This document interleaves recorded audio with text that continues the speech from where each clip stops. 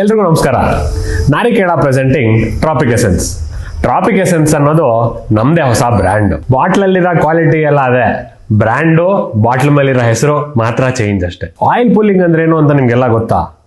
ನಾನು ಹೇಳಕ್ ಬಂದಿದ್ದೀನಿ ನೋಡಿ. ಇವತ್ತು ನಮ್ಮ ಕೊಬ್ಬರಿ ಎಣ್ಣೆ ತಗೊಳ್ಳಿ, ಆಯಿಲ್ ಸ್ವಿಶಿಂಗ್ ಮಾಡಿ 5 ರಿಂದ 10 ನಿಮಿಷ ಬಾಯಲ್ಲಿ ಇಟ್ಕೊಂಡು ಬಾಯಿ ಮುಕ್ಕಳಿಸಿ. ಇದ್ರದ್ದು ಬಹಳ ಬೆನಿಫಿಟ್ಸ್ ಇದೆ. ನಿಮ್ಗೆ ಯಾರಿಗೂ ಗೊತ್ತಿಲ್ಲ ಅಂದ್ರೆ ನಾನು ಹೇಳ್ತೀನಿ ಬನ್ನಿ.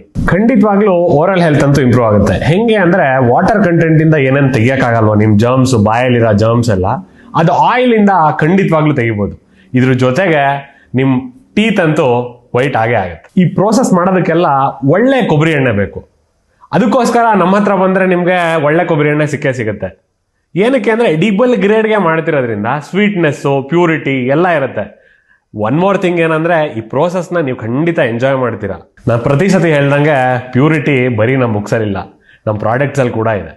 ನಮಸ್ಕಾರ.